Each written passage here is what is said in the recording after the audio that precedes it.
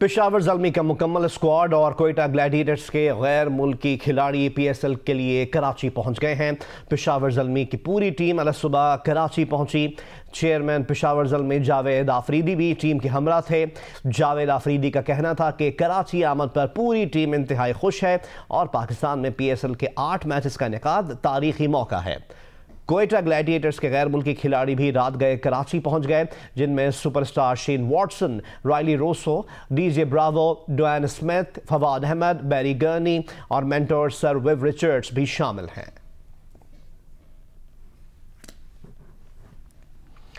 और अब आपको बताएं कि नेशनल स्टेडियम में अब कराची किंग्स का सामना कर रही है कोयटा ग्लैडिएटर्स का। कराची किंग्स प्लेऑफ में जगह बनाने के लिए इस मैच में जीत हासिल करने की भरपूर कोशिश करेगी, मगर क्या कामयाब हो पाएगी, ये जानते हैं इस रिपोर्ट में।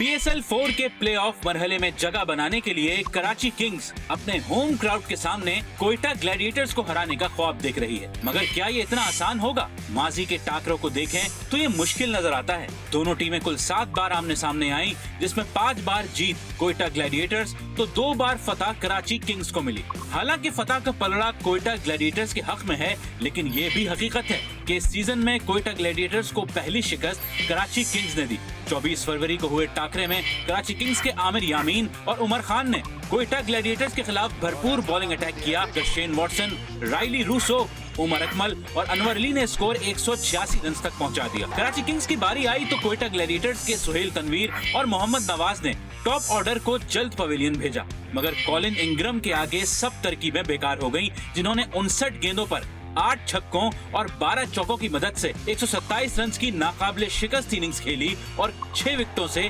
जीत कराची किंग्स के नाम की। जिसे याद होगी तो वो इसका बदला लेने की भी कोशिश करेंगे और एक बार फिर शेन वॉटसन, रायली रूसो और उमर अकमल के जरिए भरपूर अटैक करेंगे। इसके साथ साथ वो अहमद शहजाद की फॉर्म का भरपूर फायदा उठाने की भी कोशिश करेंगे, जबकि सुहेल तनवीर, मोहम्मद नवाज, फवाद अहमद और DJ ब्रावो की सलाहियतों से फायदा उठाकर कराची किंग्स के बैटिंग अटैक को फेल भी करना चाहेंगे। लेकिन इमाद वसीम को इस बात का एतमाद है कि उनके बॉलिंग अटैक में उमर खान बेहतरीन कारकर्दगी दिखा रहे हैं, जबकि मोहम्मद आमिर, उस्मान शनवारी और आमिर यामीन के साथ पेस अटैक को लीड भी कर रहे हैं। इसके साथ साथ लियाम लिविंगस्टन, कॉलिन इंग्रम और बाबर आजम कोयटा ग्लैडिएटर्स के किसी भी टोटल का जवाब देने की सलाहियत भी रखते हैं। तो क्या इमाद वसीम प्लेऑफ में जगह बनाने में कामयाब होंगे या सरफराज के बदले का शिकार होंगे? इसके लिए दोनों टीमों के शायकीन की नजरें इस अहम टाकरे पर हैं।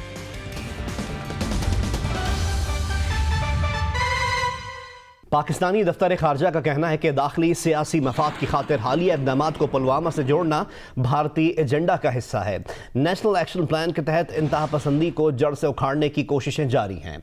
भारत मकबूजा कश्मीर में गैर कश्मीरियों को लाकर आबादी का तवाज़ुन बिगाड़ रहा है। पाकिस्तान अक़वाम मुत्तहिदा की सलामती काउंसिल की करारदादों के मुताबिक मसला कश्मीर का हल चाहता है। आलमी बरादरी भारत को मकबूजा कश्मीर में इंसानी हुकूक की संगीन खिलाफ वर्जियों से रोके। तर्जुमान दफ्तर खारजा ने कहा कि भारतीय हुकूमत और मीडिया नाकामियां छुपाने के लिए आलमी बरादरी को मुसलसल गुमराह कर रहा है। पाकिस्तान ने भारतीय जहरियत का संजीदा और जिम्मेदारी से जवाब दिया। पाकिस्तान पुलवामा वाक़े से मुताल्लिक बेबुनियाद भारतीय इल्ज़ामात को यकसर मुस्तरद करता है। भारत की तरफ से डोजियर 28 फरवरी को मौसूल हुआ, जिसका जायजा लिया जा रहा है और जल्द ही आगाह किया जाएगा। तर्जुमान ने यह भी कहा कि कशीदगी में कमी के लिए पाकिस्तान की मुखलिसाना कोशिशों के बरअक्स भारतीय रवैया सियासत से मुतासिर और सियासी और इंतखाबी मफादात के लिए है। बैनुल अक़वामी बरादरी भारतीय हुकूमत को मकबूजा कश्मीर में जुल्म व सितम से रोके। पाकिस्तान कश्मीरियों की सियासी, सिफारती और इखलाकी हिमायत जारी रखेगा। भारत मकबूजा कश्मीर में गैर कश्मीरियों को लाकर आबादी का तवाज़ुन बिगाड़ रहा है। पाकिस्तान जम्मू और कश्मीर के अवाम की ख्वाहिशात के मुताबिक मसला कश्मीर का हल चाहता है।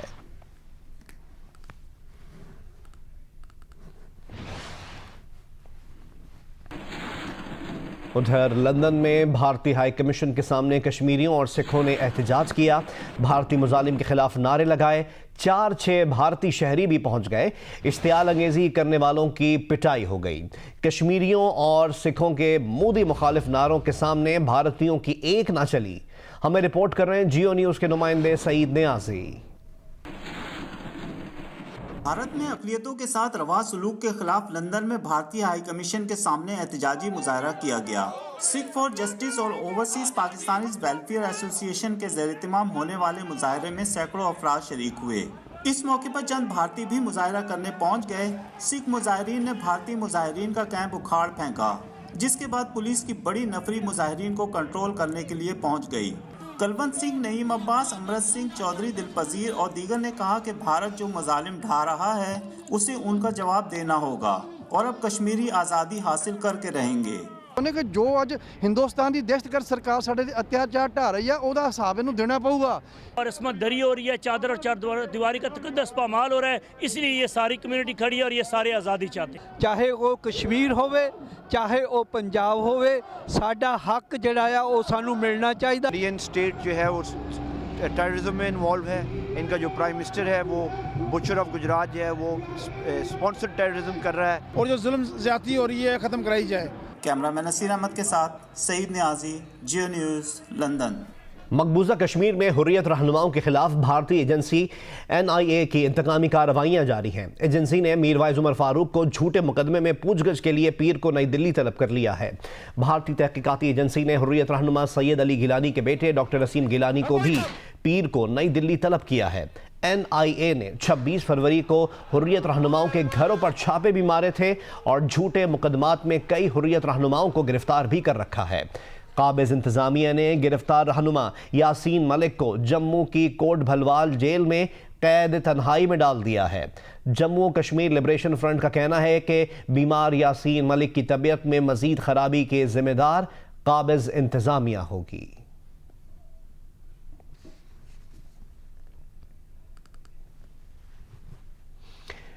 कांग्रेस रहनुमा विजया शांति ने भारतीय वजीर आजम को दहशतगर्द से तशबीह दे दी और कहा कि मोदी अवाम से मोहब्बत करने के बजाय उन्हें खौफजदा करते हुए दहशतगर्द की तरह लगने लगे हैं। साबिक भारतीय अदाकारा और कांग्रेस रहनुमा विजया शांति का रियासत तेलंगाना में रैली से खिताब में कहना था कि हर कोई खौफजदा है कि किस लम्हे मोदी बम गिरा दे। मोदी दहशतगर्द की तरह लगने लगे हैं। लोगों से मोहब्बत करने के बजाय मोदी उन्हें खौफजदा कर रहे हैं। ये तरीक़ाकार किसी वजीर आज़म का नहीं होना चाहिए। और अब आपको बताएं कि भारतीय इंतहा पसंद लीडर राज ठाकरे ने कहा है कि बालाकोट में कोई नहीं मारा गया। ऐसा होता तो पाकिस्तान अभिनंदन को वापस ना करता। इंतखाबात जीतने के लिए मोदी पुलवामा जैसा एक और हमला करा सकते हैं। राज ठाकरे ने मोदी सरकार पर तनकीद करते हुए कहा कि झूठ बोलने की भी हद होती है। इलेक्शन जीतने के लिए झूठ बोले जा रहे हैं। पुलवामा हमले से पहले इंटेलिजेंस एजेंसियों ने वार्निंग जारी की थी, जिसे मोदी हुकूमत ने नजरअंदाज किया और 40 जवान मारे गए। क्या हम अब भी सवालात ना पूछें? क्या अजीत डोवल को इसका जिम्मेदार नहीं ठहराना चाहिए? बीजेपी के सदर अमित शाह के बालाकोट में मुबैना दहशतगर्दों की हलाकत के दावे पर राज ठाकरे ने कहा कि क्या अमित शाह इस जहाज के शरीक पायलट थे जिसने हमला किया? और अब कुछ वेदर अपडेट्स के आज कराची, हैदराबाद, सक्खर, लाड़काना, शहीद बेनज़ीराबाद में बारिश का इम्कान है। महकमा मौसमियात के मुताबिक बलोचिस्तान में अक्सर मकामात पर बारिश और पहाड़ों पर बर्फबारी हो सकती है। आज और कल इस्लामाबाद, पंजाब, इसके अलावा खैबर पख्तूनख्वा, गिलगित बल्तिस्तान और कश्मीर में भी बारिश और पहाड़ों पर बर्फबारी का इम्कान है।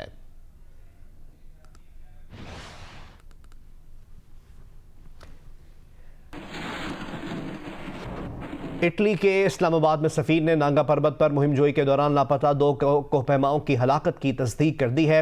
10 रोज से जारी सर्च एंड रेस्क्यू टीम ने कोहपहमाओं की लाशों की निशानदेही की। कोहपहमा मुहिमजोई के दौरान बर्फानी तूफान में फंसे और शदीद सर्दी के बायस जाँ बहक हुए। पहाड़ की खतरनाक बुलंदी से लाशों को उतारना नामुमकिन था। रेस्क्यू टीम ऑपरेशन खत्म करके वापस स्कर्दू पहुंच गई है। हमें रिपोर्ट कर रहे हैं जियो न्यूज़ के नुमाइंदे Nisar Abbas. This place. Yeah, this is a spot. This is theater. And now see the tent.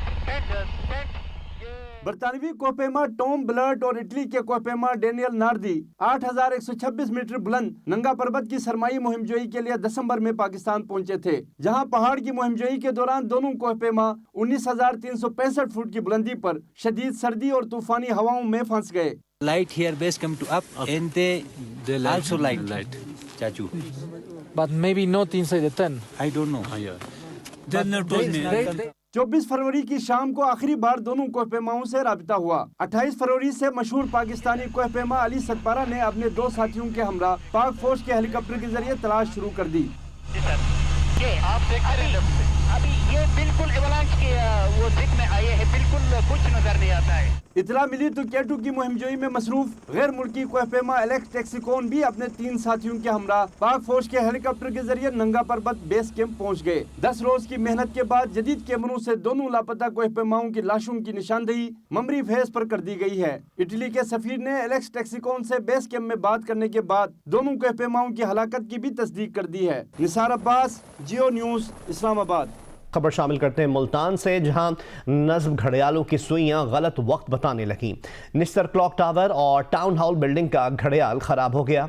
मजीद बता रही हैं नुमाइंदा जियो न्यूज़ मैमूना सईद। जी, मुल्तान शहर में 2 क्लॉक टावर्स हैं जो कि शहर की खूबसूरती में इजाफा करते हैं और मुल्तान के लिए लैंडमार्क भी हैं। एक टाउन हॉल बिल्डिंग यानी जिसे घंटा घर की इमारत भी कहा जाता है, वहाँ पर नस्ब है, और दूसरा जो क्लॉक टावर है वो निश्तर मेडिकल कॉलेज और यूनिवर्सिटी का क्लॉक टावर है।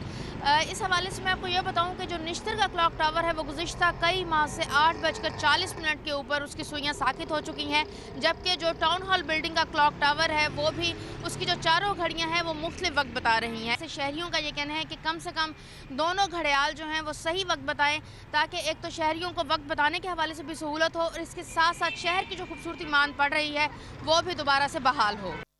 दीगर खबरें शामिल करें और आपको बताएं कि पुलिस फोर्स के हमरा अमन व अमान कायम रखने वाले पुलिस रजाकार सिर्फ 65 रुपये रोज़ाना में फ़राइज़ अंजाम दे रहे हैं। गुरबत और तंगदस्ती ने किसी को पावर लूम्स मजदूर बना दिया है, तो कोई सब्ज़ी फ़रोख्त करके और कोई हज्जाम बनकर दोहरी मुशक्क़त से गाड़ी की ज़िंदगी खींच रहा है। हमें रिपोर्ट कर रहे हैं फैसलाबाद से इरफानुल्लाह। गर्मी हो या सख्त सर्दी, हर मौसम में सड़कों पर नाके लगाए अमनो अमान को यकीनी बनाने में मसरूफ इन पुलिस रजाकारों से रुककर इनकी तनख्वाह पूछें तो ये जवाब सुनकर आप दंग रह जाएंगे। ये 50 रुपए की दिहाड़ी के लिए हम खड़े हो जाते हैं, जिसमें 50 रुपए का किलो दूध भी नहीं आता। किधर जाएं हम, क्या करें? पुलिस कौमी रजाकारों को शिकायत है कि इन्हें मुकर्रा इजाजिया भी कई माह ताखीर से मिलता है। अक्सर रातों को रजाकार की वर्दी में मलबूस एहलकार दिन में सब्जी फरोख्त करते हैं या पावरलूम मजदूर या फिर हुजाम का काम करके गुजर औकात पर मजबूर हैं। मैं गुलाम अहमदाबाद थाने ਦੇ ਵਿੱਚ ਕੌਮੀ ਰਜ਼ਾਕਾਰ ਹਾਂ।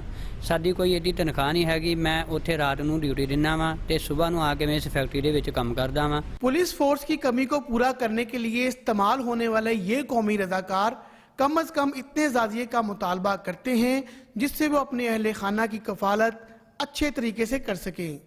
कैमरामैन अली अरसलान के साथ इरफानुल्लाह, जियो न्यूज़, फैसलाबाद। पाकिस्तान में PSL आने से क्रिकेट का शोर है, कराची की तवज्जो का मरकज़, लेकिन शहर में फुटबॉल भी हो रही है।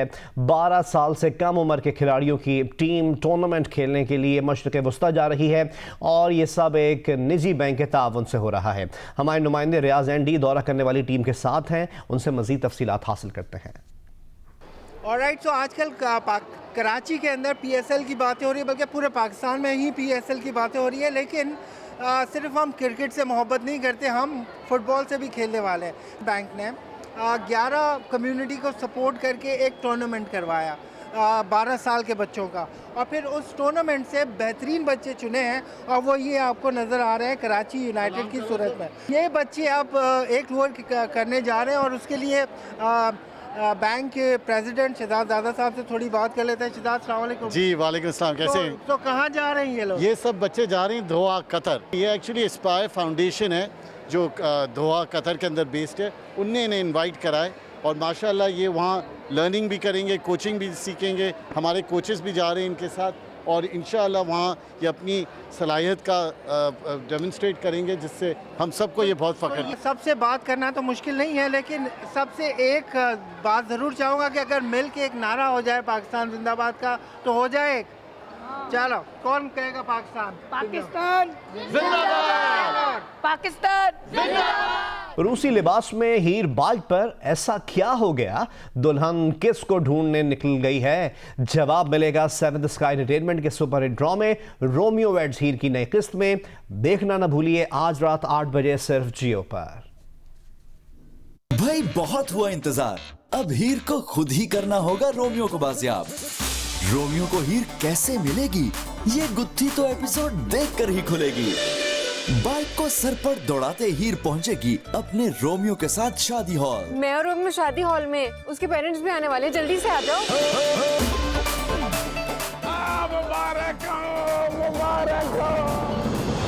सेवन स्काई एंटरटेनमेंट की पेशकश में जैदी की उम्मीदों पर पानी फिर जाएगा और चेहरे पे सजा सेहरा झाग की तरह उतर जाएगा। बाहर का दरवाजा पहले से क्यों खुला हुआ था? अरे हाँ, आई थिंक मामा हमें सरप्राइज करना चाहती हैं। प्रोड्यूसर्स अब्दुल्लाह कादवानी और असद कुरैशी दोनों की शादी का तोहफा नई मुसीबत की सूरत में घर पर देने वाले हैं। रोमियो वेड्स हीर इतवार की रात 8 बजे सिर्फ जियो पर। Hi, I'm Mohammad Junaid. Thanks for watching Geo News. For more videos and updates, don't forget to click the subscribe button. Keep watching Geo News.